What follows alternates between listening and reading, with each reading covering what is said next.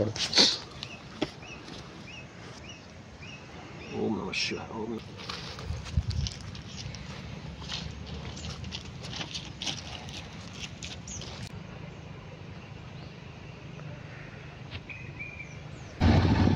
कोल्हापूरच्या येवलूस गावातून आता आम्ही चाललो आहोत भैरवनाथ मंदिर दर्शनाला। हे मंदिर कोल्हापूर रेल्वे स्टेशन पासून 14 किलोमीटर अंतरावर आहे।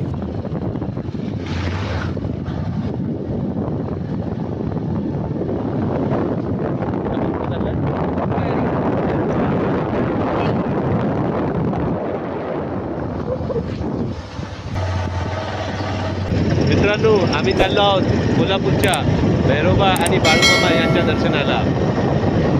आमच्या बरोबर हा आदित्य हा पण चाललाय।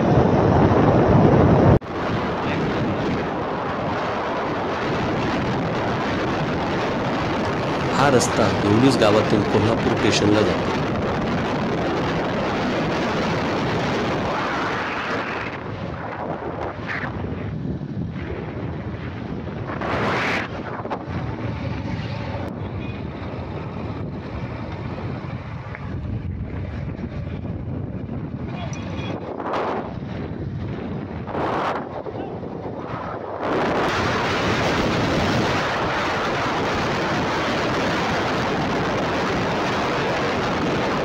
लांबून दिसणारी कमान हे मंदिराचे पहिले प्रवेशद्वार आहे। ह्या ठिकाणापासून मंदिर 5 मिनिटाच्या अंतरावर डोंगरावर आहे।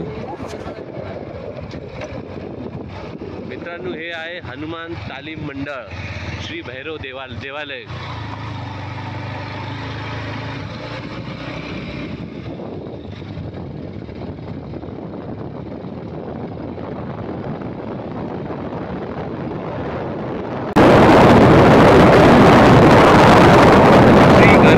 श्री गणेश तरुण मित्र मंडळ भैरोबा देवालय, फुले गल्ली, येवलूज।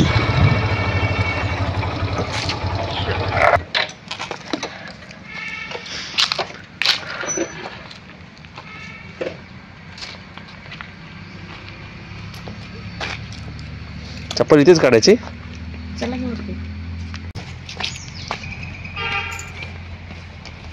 हे काय आहे भैया? काय ते लिहिलंय पण दिसत नाही।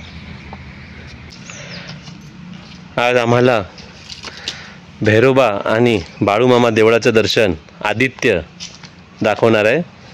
आज तो आमचा मार्गदर्शक आहे इकडचा, कारण की तो इकडचा स्थानिक आहे आणि हे येवलूस गाव आहे ना रे आदित्य? दाखवणार ना, मार्गदर्शन करणार ना काय काय इथे? हा दाखव। हा, आणि ही बघा, ही माझी बायको। हाय।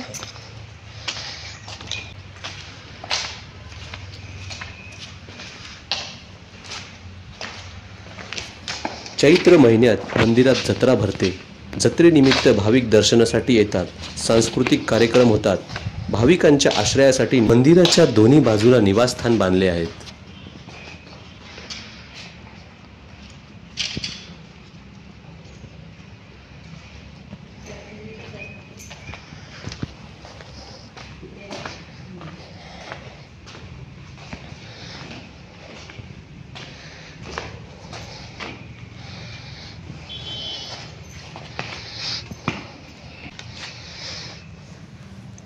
भैरवनाथांच्या मंदिराच्या विरुद्ध दिशेला नंदी महाराज आहेत।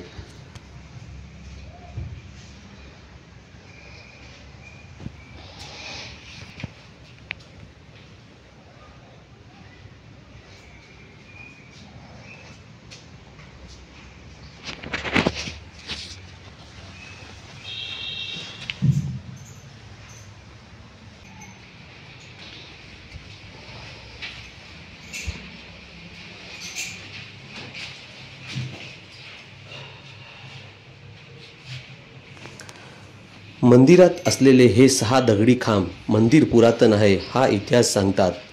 मंदिराच्या गर्भगृहाच्या सुरक्षिततेसाठी आणि पावित्र्यासाठी लोखंडी जाळी बसविण्यात आली आहे।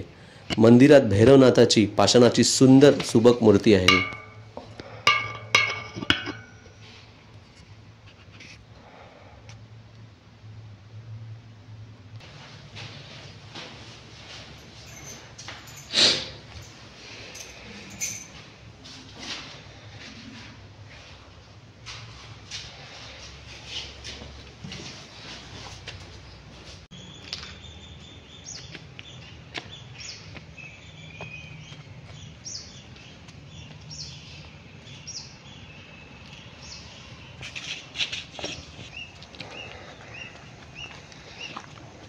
बघितलं.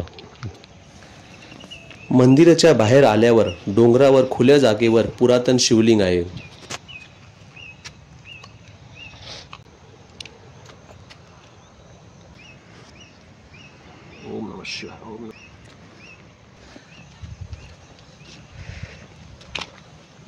बाजूला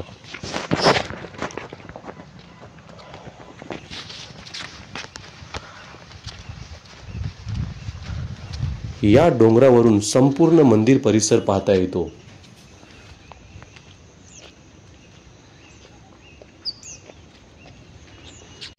अजून वर आल्यावर एक पुरातन शंकराचे मंदिर आहे. मंदिरात शिवलिंग आणि नंदी आहे. मंदिराच्या बाजूला दगडाची दीपमाळ आहे.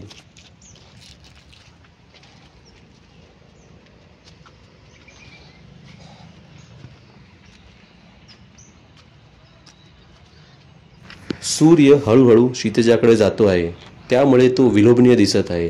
त्याची सोनेरी किरणे डोंगरावर सर्वत्र पसरली आहे, त्यामुळे हा डोंगर सोन्याचा डोंगर म्हणून भासत आहे. इथे श्रीपाद दिगंबर कशाळकर हे कोल्हापूरचे आहेत. त्यांना विचारूया या मंदिराबद्दल माहिती. बोला काका. हे जवळजवळ डोंगर असलेलं स्थान आहे पुरातन. येवलूरचा भैरव होण्याची प्रसिद्धी आहे. तर भैरवनाथाचे स्वरूप कसे आहेत? मूळ तो कालभैरव, मग बटुक भैरव, चंडी भैरव, नग्न भैरव, हे सगळे हे जे भैरव आहेत ते गणदेवता आहेत. भक्ताचं सर्व बाजू रक्षण करण्यासाठी या देवता आहेत. आणि या शक्यतो देवता असं डोंगर किंवा असं निर्जर जंगल अशा ठिकाणी असतात. तर येवलूरचा भैरव प्रसिद्ध आहे. फार पुरातन असावा. पहिली माझ्याकडून माहिती मिळायची झाली म्हणजे या वेगळी अशी, तर कोल्हापूर रत्नागिरी रस्त्यावर संत चिलेमारांची समाधी आहे पैजारवाडी गावाला. तिथे गावले सत्पुरुष होऊन गेले. त्यांचं निवासस्थान लीलास्थान कोल्हापूर, पुणा वगैरे वगैरे. तर ते इथे येत असत आणि लोकांना सांगत असत तुम्हाला काय मागायचं असेल सात्विक बुद्धीनं तर इथं मागा म्हणायचे. हा भैरवा देणार आहे म्हणायचे. ह्या भैरवाला ते राजा म्हणायचे, राजा आहे म्हणायचे. हा इथलं ग्रामदेवता राजा म्हणाय. विशेषतः इथं मंदिराच्या आत खारा नैवेद्य नाही, बरोबर ना? मंदिराच्या आत खारा नैवेद्य अजिबात नाही, गोडा नैवेद्य आहे. गोडा नैवेद्य आत खारा नैवेद्य बरोबर बाहेर करतात पडदा वगैरे लावून, बरोबर ना? बरोबर. तर हा जो भैरव आहे आमचे महाराज हा बटुक भैरव म्हणायचे. बटुक भैरव हे कालभैरवाच्या बरोबरीनं स्थान आहे. आणि विशेषतः त्याची जी आरती आहे त्याच्यामध्ये हातात तलवार, खडग, अमुक तमुक त्याचे जे काही पूर्वीच्या खूण आहेत, विशेषतः ज्योतिबा, रवळनाथ त्यांच्या हातामध्ये आयुध असतात तशापैकी आहेत. रवळनाथ कोकणात भरपूर आहे. हो. आणि ह्या देवतेचं वैशिष्ट्य असावं कारण महाराज सांगायचे याला सोन्याचा डोंगर महाराज म्हणायचे. कोणते महाराज? चिले महाराज. चिले महाराज एक दत्तावतारी विभूती होऊन गेली कोल्हापूर परिसरामध्ये. विशेषतः त्यांची ख्याती सगळीकडे आहे. आणि ते भैरवाचे फार मोठे उपासक होते. ते मूळ दत्तावतार होते. त्यांचे गुरु जे होते ते कालभैरव स्वरूप संत होते. सिद्धेश्वर महाराज त्यांचे गुरु होते. त्यांना एक कालभैरवाचा अवतार म्हणतात. तर बटुक भैरवाला इथं ते खूप बसायचे. इथं बसायचे.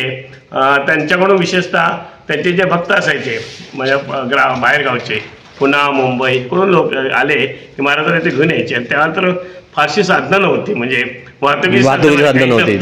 त्याला तेव्हा पाऊस पण प्रचंड होता. आता आपल्याला सगळी साधनं मिळतात राहायला इथं बघायचं सोयीस्कर झालेलं आहे. तेव्हा सोयी नव्हत्या. त्याला महाराज घेऊन यायचे तर लोकांना इथं बसा म्हणायचे, निवांत बसा म्हणायचे. काही लोकांना महाराज इथं रे सोनं डोंगर आहे महाराज म्हणायचे. इथं हा राजा आहे म्हणायचे. इथं मागाल ते मिळेल असंही म्हणायचे.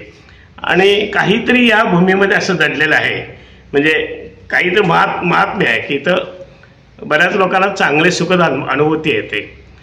अजूनही महात्म्य तसं अपार आहे. मला जेवढी माहिती आहे तेवढी मी आपल्याला. हे मंदिर किती वर्षापूर्वीचं आहे तुमच्या माहितीप्रमाणे? सावंत मंदिर किती वर्ष म्हणजे तसं माझ्या तर अंदाजाप्रमाणे हे शिवकालीनच्या अगोदरपासून असावं 100%. आणि इथे जत्रा भरते काय? आता हे यांना माहिती. हे इथे पूर्व पुजारी आहेत. यात्रा भरते केव्हा? म्हणजे कोणत्या महिन्यात? चैत्र महिन्यात मोठी जत्रा असते. म्हणजे ज्योतिबाची चैत्राच्या म्हणजे इकडचे स्थानिक लोक येतात की बाहेरची पण लोक येतात? खूप बाहेरचे येतात. चालेल काका, तुम्ही माहिती दिल्याबद्दल धन्यवाद. सद्गुरू